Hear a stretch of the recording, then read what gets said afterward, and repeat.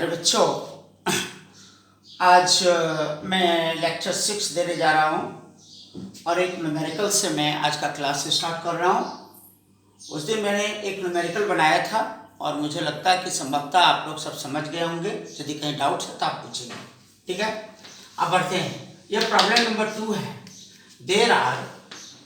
There 3 identical charges Q1, Q2, Q3, ये तीनों बराबर है, बराबर Q, place at the vertices of an equilateral triangle. Equilateral triangle के वर्टेक्स पे तीनों चार्ज को रखा गया है, लेकिन तीनों का चार्ज का वैल्यू क्या है? Q1 बराबर Q2 बराबर Q3 बराबर क्या? Q। Find the net forces acting on the charge capital Q place at the centroid. Centroid पे रखा गया है, उस पे टोटल फोर्स कितना लगेगा कैपिटल Q चार्ज पे, वही निकालना है। तो मैंने एक इक्विलैटरल ट्रायंगल बनाया है ए बी और क्या सी, ए बी सी। ये इक्विलैटरल ट्रायंगल है और तीनों साइड क्या है इसका? बराबर है, इसलिए ए बी बराबर बी सी बराबर सी ए बराबर कितना दिया हूं? ए ए ए ए, यही मैं ए लिखा हूं। और इसके वर्टेक्स पे 3 चार्जेज हैं, Q1, Q2 और क्या? Q3। Q1 बराबर Q है, Q2 बराबर Q है एंड Q3 बराबर Q है, यानी ऑल द 3 चार्जेज आर क्या? इक्वल। अब इसका सेंट्रॉइड जो है यहाँ होगा, जिसको G से दिखा रहे हैं। इस सेंट्रॉइड पे कैपिटल चार्ज क्या रख रहा हूँ? Q, जो यहाँ लिखा हुआ है ना, यहाँ रख रहा हूँ। तो इस पे नेट फोर्स तीनों चार्ज के द्वारा क्या लगेगा, वही हम लोगों को निकालना है। अब देखिए Q1 है तो ये चार्ज पॉजिटिव है, ये भी चार्ज क्या है? पॉजिटिव है। ये चार्ज इसको क्या करेगा? रिपेल करेगा। मैंने आपको बताया था like charges repel. So Q and Q are positive charges, so they will repel. ये इसको रिपेल करेगा इधर, तो ये इसको इधर रिपेल किया, तो ये इस पे जो स्मॉल Q चार्ज जो सेंट्रॉइड पे कैपिटल Q चार्ज रखा हुआ है, वो इसको रिपेल करेगा, तो इस पे फोर्स लगाया F1, मान लो। फिर ये Q2 बराबर क्या है? Q है। ये चार्ज Q पे रिपेल करेगा, क्योंकि ये भी पॉजिटिव है, ये भी पॉजिटिव है, तो ये इसको रिपेल करेगा, तो ये इस पे फोर्स लगाएगा क्या? F2। और ये चार्ज क्या है? Q3 है। ये भी पॉजिटिव है, ये भी पॉजिटिव है, ये इसको क्या करेगा? रिपेल करेगा अलोंग दिस डायरेक्शन। ये इस पे फोर्स क्या लगाया? F3। सो इस पे 3 फोर्सेस काम किया तीनों चार्ज के द्वारा, F1, F2 एंड क्या? F3। अब चलते हैं हम लोग in triangle A B C है ये। इन ट्रायंगल ए बी क्या? सी। अभी ए बी सी में देखते हैं, इक्विलैटरल ट्रायंगल है, तो ये टोटल एंगल कितना होगा? 60 डिग्री। तो इसका यहाँ से परपेंडिकुलर डालो AD, तो ये एंगल कितना हो जाएगा? 30 डिग्री। 30 डिग्री होगा, तो cos 30 बराबर क्या होता है? Base by hypotenuse. So AD by क्या? AB। तो AD बराबर कितना हो जाएगा? AB cos 30, मैंने यहाँ दिखा दिया। तो AD बराबर AB क्या है? AB का कितना वैल्यू है? A रख दिया। अब cos 30 का वैल्यू क्या होता है? √3/2, यानी AD बराबर हो गया A √3/2। AD का वैल्यू आ गया। हम लोग जानते हैं कि सेंट्रॉइड जो G है, इस साइड्स को 2:1 के रेशियो में डिवाइड करता है, यानी इसका लेंथ जो होगा इसके लेंथ का दुगुना होगा। So the centroid divides the perpendicular sides AD इन 2:1 के रेशियो में डिवाइड करता है। तो देखिए AG बराबर BG बराबर CG, सेंट्रॉइड से वर्टेक्स का डिस्टेंस तीनों क्या होना चाहिए? सेम होना चाहिए। तो AG बराबर BG बराबर क्या? CG, ये मैं निकालने जा रहा हूं। ये बराबर हमको AG का वैल्यू निकालना है। AG का रेशियो कितना होता है? 2, और इसका रेशियो कितना है? 1। तो टोटल रेशियो कितना हो गया? 2 और 1 कितना? 3। लेकिन AG का वैल्यू निकालना, तो AG का रेशियो है 2, सो 2 बाई टोटल रेशियो कितना? 3, सो 2/3 into total length of the side AD का टोटल लेंथ कितना हो गया? A √3/2, यानी ये कट जाएगा, कट करके सब A/√3 होगा, यानी AG बराबर BG बराबर CG कितना हो जाएगा? A/√3। तो मैंने अभी बताया इसका रेशियो 2:1 होता है, इधर भी 2:1 होगा, इधर भी क्या होगा? 2:1। तो बात बराबर है, तीनों साइड से इक्वल है। तो इसका लेंथ निकालना, इसलिए इसका रेशियो 2 और टोटल रेशियो कितना है 3, तो 2/3 इंटू टोटल लेंथ एडी का मैं लेंथ लिख चुका हूँ, यहाँ रख दीजिए। यानी एजी बराबर बीजी बराबर सीजी, तीनों का वैल्यू निकल गया। अब चलते हैं हम लोग। अब देखिए तीनों पे फोर्स कितना होगा, जिसको हम लोग क्या मान रहे हैं एफ, और ये तीनों जो फोर्स, ये फोर्स F1 और ये हो गया F2 और ये क्या हुआ F3, ये तीनों फोर्स आपस में इक्वल होगा। कैसे देख लीजिए, क्या होता है फार्मूला कूलम्ब्स लॉ, F बराबर के Q1 Q2 बाई क्या आर का स्क्वायर, के का वैल्यू हम लोग जानते हैं 1/4πε0 होता है। तो F1 बराबर F2 बराबर F3 बराबर F3 हो गया, सॉरी F3। सो F1 बराबर F2 बराबर क्या F3 बराबर के का मीनिंग हम लोग जानते हैं क्या होता है 1/4πε0। तो के यहाँ सिंबल मैंने दे दिया। ये चार्ज क्या है Q और ये Q1 और Q2, Q1 है Q और ये है क्या Q, तो Q इंटू Q बाई क्या दोनों चार्ज के बीच के डिस्टेंस का स्क्वायर एजी स्क्वायर। एजी का वैल्यू हम लोगों ने निकाला है, एजी का वैल्यू कितना है a/√3, तो वही डिस्टेंस का स्क्वायर हो गया a/√3। सो 3KQ बाई क्या ए स्क्वायर, ए का स्क्वायर √3 का स्क्वायर करोगे 3 होगा, ये ऊपर चला जाएगा तो ये आ गया।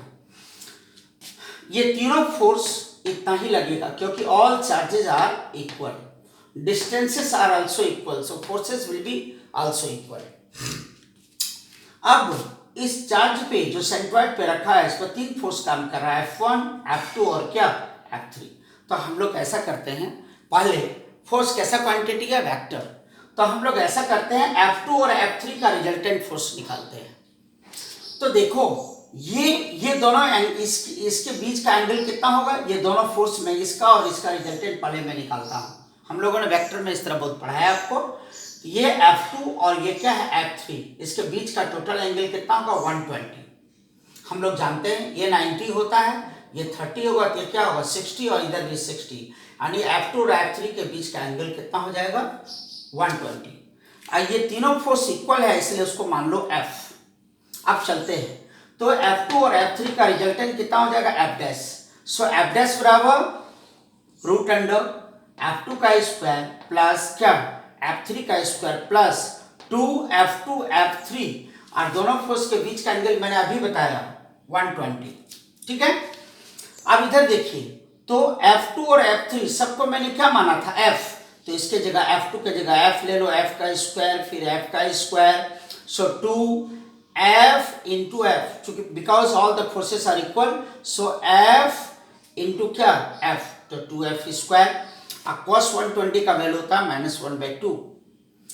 तो कट आउट करके सब सॉल्व करने के बाद कितना आएगा F, यानी F2 और F3 का रिजल्टेंट क्या आएगा F2 और F3 का रिजल्टेंट क्या आ रहा है F, यानी और इसी को मैंने रिजल्टेंट फोर्स कितना माना हूं F'। सो F' इधर होगा और इसी का वैल्यू कितना हो जाएगा F। अब ये दोनों F2 और F3 का रिजल्टेंट आ गया F' और F' बराबर कितना आया F। अब बचा कौन फोर्स F1, तो F1 बराबर क्या है, F1 बराबर कितना है F। तो यहां देखिए अब 2 फोर्स बच गया, ये दोनों का रिजल्टेंट F' बराबर F और ये F1 बराबर क्या F, they are equal in magnitude opposite in direction. तो नेट फोर्स इस पे क्या लगेगा 0, वही मैं आगे दिखा रहा हूं। F' बराबर F एंड F1 बराबर क्या F are equal in magnitude opposite in direction, therefore net force acting on the chart Q is क्या 0, यानी इस पे नेट चार्ज क्या लगेगा, नेट फोर्स क्या लगेगा, नेट फोर्स चार्ज Q पे क्या लगेगा 0। तीसरा क्वेश्चन लेते हैं हम लोग, estimate the number of electrons in 100 gram of water and how much is the total negative charge। इसमें 100 ग्राम वाटर में कितने इलेक्ट्रॉन्स होते हैं उसको निकालना है, और इस इलेक्ट्रॉन में टोटल नेगेटिव चार्ज क्या होता है, क्योंकि हम लोग जानते हैं इलेक्ट्रॉन में कौन सा चार्ज होता है नेगेटिव चार्ज। चलते हैं इस प्रॉब्लम को बनाते हैं हम लोग। The molecular weight of H2O कितना है 18 ग्राम, ये आप लोग जानते होंगे। So number of molecules in 1 mole of water, कितना मॉलिक्यूल्स होते हैं 6.023 × 10⁻23, इतने number of molecules 1 mole of water में होता है। So number of molecules in 100 gram of water, क्योंकि 100 ग्राम वाटर है, इसमें नंबर ऑफ मॉलिक्यूल्स कितना होगा, तो 18 ग्राम में इतना नंबर ऑफ मॉलिक्यूल्स होगा, तो 100 ग्राम में कितना होगा, तो क्या हो जाएगा 100/18 इंटू इतना। ये सब सिंपल सा मैथ है, आप समझ गए होंगे। टोटल नंबर ऑफ मॉलिक्यूल्स आ गया। आप कहता है each molecule of water contains कितने electron, 10 electron. Each molecule, total number of molecules in 100 gram of water ये आ गया, और एक मॉलिक्यूल में कितने इलेक्ट्रॉन होते हैं, वाटर का एक मॉलिक्यूल में कितने इलेक्ट्रॉन होते हैं, 10। सो यहां देखिए मैं समझाने का कुछ रफ यहां लिखा हूं। H2O कैसे बना, 2H और एक ऑक्सीजन से। इसका एटॉमिक नंबर कितना होता है हाइड्रोजन का, 1, और इसका ऑक्सीजन का एटॉमिक नंबर कितना होता है, 8। तो एक ऑक्सीजन है तो 8 हो गया, और 2 हाइड्रोजन है तो 2 इलेक्ट्रॉन यहां हो गया, क्योंकि मैंने आपको पहले ही बताया था कि इलेक्ट्रॉन देखना है तो एटॉमिक नंबर से देखा जाता है। तो इसमें 1 इलेक्ट्रॉन है तो 2 हाइड्रोजन है तो 2 इलेक्ट्रॉन और 8 इलेक्ट्रॉन, कितना हो जाएगा 2 + 8 कितना, 10 इलेक्ट्रॉन होगा। यानी एक मॉलिक्यूल वाटर में 10 इलेक्ट्रॉन होगा। तो यह मैंने लिखा है, the total number of electrons in 100 gram of water कितना हो जाएगा 100/18 इंटू इतना इंटू क्या 10। ठीक है, इतने मॉलिक्यूल्स में नंबर ऑफ मॉलिक्यूल्स इतना हुआ, तो एक मॉलिक्यूल में 10 इलेक्ट्रॉन, तो इतना मॉलिक्यूल्स में कितना इलेक्ट्रॉन, तो 10 से क्या करेंगे मल्टीप्लाई कर देंगे, तो वही हम लोगों ने 10 से मल्टीप्लाई कर दिया उसमें, तो ये आपका वैल्यू आ गया। So this is the total number of electron. यही हम लोगों का पहला क्वेश्चन था कि how many electrons in 100 gram of water. आ गया उसका आंसर कितना होगा 3.35 इंटू 10 क्या 25। देखिए मैंने आपको कहा था कि नंबर ऑफ इलेक्ट्रॉन्स कभी डेसिमल में नहीं होता है, लेकिन चूंकि यहाँ पावर है 25 इसलिए 2 डेसिमल के बाद 2 डिजिट है ना तो 2 जीरो खत्म हो जाएगा, तो ये इंटीजर नंबर आ जाएगा। So this number of electron is possible because this is very large number of electrons, so decimal can be ignored here. अब चलते हैं हम लोग, दूसरा क्वेश्चन था so total negative charge, what is the total negative charge, the total negative charge on this electron, तो एक electron पे कितना चार्ज होता है मैंने आपको पहले ही बताया 1-1.6 into 10⁻⁻�90। तो इतना इलेक्ट्रॉन पे कितना होगा, क्या करेंगे एक इलेक्ट्रॉन पे इतना, तो इतना इलेक्ट्रॉन पे कितना, तो इतना से गुना कर दीजिए 5.36 into 10⁻⁶ कूलम चार्ज होगा 100 ग्राम ऑफ वाटर में। अब चलते हैं नेक्स्ट क्वेश्चन है, question number 4। Consider the 3 charges Q, Q and -Q are placed at the vertices of an equilateral triangle of each side L. So find the forces, find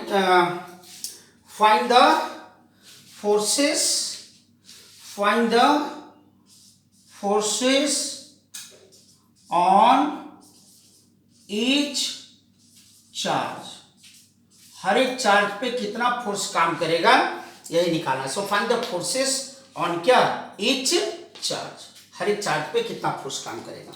तो देखिए ये एक ABC एक इक्विलैटरल ट्रायंगल है, आप देख रहे हैं ABC क्या है, एक इक्विलैटरल ट्रायंगल है, हर एक साइड क्या है L L L।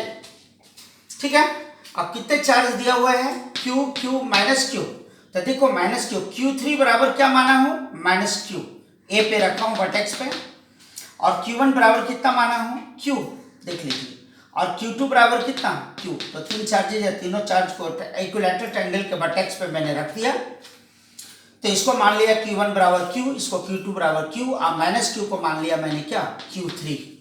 ठीक है सर, अब क्या करेगा, ये माइनस चार्ज है ये प्लस चार्ज है, ये इसको क्या करेगा अट्रैक्ट करेगा, और ये भी, और ये इसको क्या करेगा अट्रैक्ट करेगा। क्यों, एक प्लस चार्ज है एक माइनस चार्ज है, they will attract to each other. तो ये इसको अट्रैक्ट इधर करेगा, तो Q1 पे फोर्स कौन लगा रहा है Q3, इसलिए F13 हुआ, और Q3 पे कौन फोर्स लगाएगा F1, सो F13 इधर से हो गया, यानी F13 और F31 दोनों क्या है equal in magnitude opposite in direction. दोनों एट्रैक्टिव फोर्स क्या होता है, बराबर होता है। उसी तरह से यहाँ भी क्या होगा, ये तो दिखा दिया मैंने। अब ये चार्ज प्लस है, ये भी चार्ज क्या है, प्लस है, तो ये चार्ज इस पे क्या करेगा, रिपेल करेगा। तो 1 पे 2 के द्वारा कितना फोर्स लगेगा, F12, तो इस पे 2 फोर्स लग गया, F12 और क्या, F13। तो आप जानते हैं एक का टेल वेक्टर दूसरे का टेल मिलेगा तो उसका रिजल्टेंट कौन देता है, डायगोनल। देखो एक पैरेललोग्राम मैंने बताया और इसका रिजल्टेंट यही क्या हो गया, F12 और F13 का रिजल्टेंट क्या हो गया, F1। तो ये सब तो हम लोग बहुत आसानी से निकाल सकते हैं। इसी तरह से फिर ये इसको क्या करेगा, रिपेल करेगा, बिकॉज बोथ चार्जेज आर क्या, पॉजिटिव। सो यहाँ क्या हो जाएगा, ये इसको रिपेल किया तो हो जाएगा F21 force on Q2 bye Q1, इसलिए F21 हो गया। ये इसको रिपेल करेगा, ये इसको, ये माइनस चार्ज है, ये प्लस चार्ज है, ये इसको क्या करेगा, अट्रैक्ट करेगा, इसलिए यहाँ क्या हो जाएगा, F23 2 पे 3 के द्वारा। अब फिर ये इसको क्या करेगा, इधर अट्रैक्ट करेगा, इसलिए मैंने इसको दिखाया क्या, F32, देखो F32 3 पे 2 के द्वारा अट्रैक्ट कर रहा है इधर, इसलिए F32। यानी इस पे भी 2 फोर्स, F31 F32, इस पे 2 फोर्स F23 F21, और इस पे भी 2 फोर्स F12 और F13। सबका रिजल्टेंट निकालिए हर एक चार्ज पे। तो यहाँ एक F21 और F23 फोर्स लग रहा है और इसका एक पैरेललोग्राम बनाएंगे तो इसका रिजल्टेंट कौन दे देगा, डायगोनल देगा। यहाँ भी एक पैरेललोग्राम मैंने बताया है, तो F31 लग रहा है एक फोर्स, एक लग रहा है F32, दोनों का रिजल्टेंट कौन देगा, F3 देगा। इस तरह से मैंने और रिजल्टेंट तीनों फोर्स का निकाल लिया है।